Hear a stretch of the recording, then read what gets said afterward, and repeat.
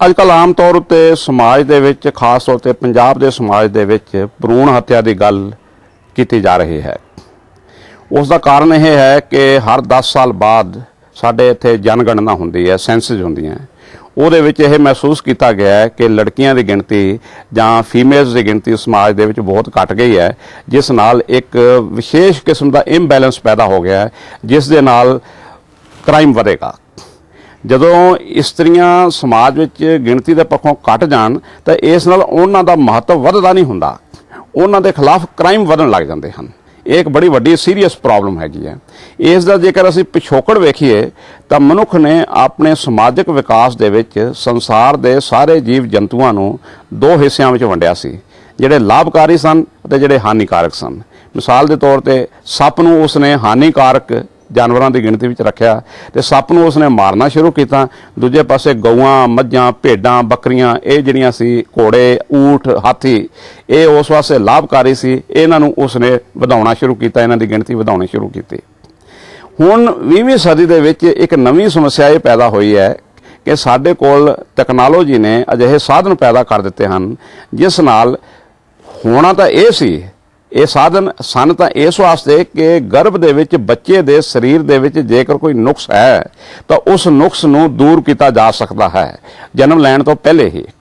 ਪਰੰਤੂ ਇਹ ਦੂਰ ਕਰਨਾ ਜਾਂ ਕਰ ਸਕਣਾ ਇਹ ਇਸ ਗੱਲ ਤੇ ਨਿਰਭਰ ਕਰਦਾ ਸੀ ਕਿ ਉਹ ਬੱਚਾ ਜਿਹੜਾ ਉਹ ਹੈ ਕੀ, ਉਹ ਲੜਕੀ ਹੈ ਕਿ ਲੜਕਾ ਹੈ। ਜੇ ਉਹ ਲੜਕਾ ਹੈ ਤਾਂ ਉਸ ਦੇ ਸਰੀਰ ਦੇ ਵਿੱਚ ਲੜਕੇ ਹੋਣ ਵਾਲਾ ਜਿਹੜਾ ਨੁਕਸ ਹੈ ਉਹ ਦੂਰ ਕਰਨਾ ਹੈ, ਜੇਕਰ ਲੜਕੀ ਹੈ ਤਾਂ ਉਸ ਦੇ ਵਿੱਚ ਲੜਕੀ ਹੋਣ ਵਾਲਾ ਜਿਹੜਾ ਨੁਕਸ ਦੂਰ ਕਰਨਾ ਹੈ।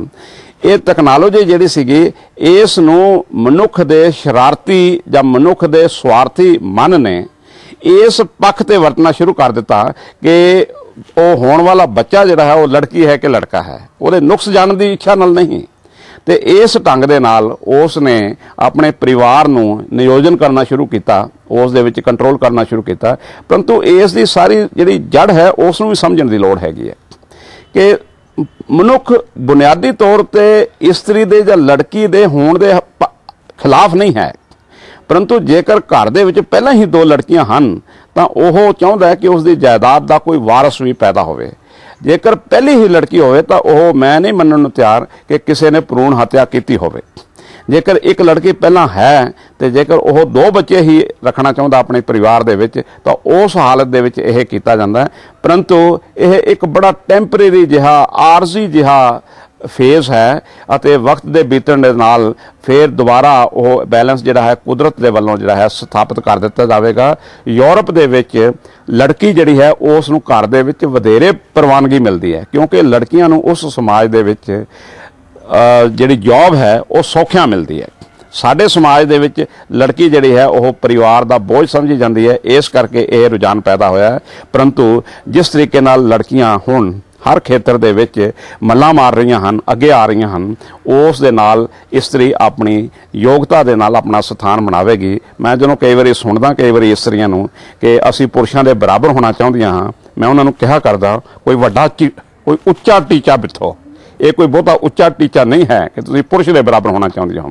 ਤੁਸੀਂ ਉੱਚੇ ਆਦਰਸ਼ਾਂ ਵਾਸਤੇ ਜਿਹੜਾ ਹੈ ਜੂਝੋ, ਸਮਾਜ ਦੇ ਵਿੱਚ ਜਿਹੜੀ ਨਾ ਬਰਾਬਰੀ ਹੈ ਉਸ ਦੇ ਵਿਰੁੱਧ ਸੰਘਰਸ਼ ਕਰੋ। ਜਦੋਂ ਸਮਾਜ ਦੇ ਵਿੱਚ ਨਾ ਬਰਾਬਰੀ ਖਤਮ ਹੋ ਜਾਵੇਗੀ ਤਾਂ ਇਸਤਰੀ ਪ੍ਰਤੀ ਜਿਹੜਾ ਵਿਰੋਧ ਹੈ ਉਹ ਵੀ ਆਟੋਮੈਟਿਕਲੀ ਖਤਮ ਹੋ ਜਾਏਗਾ।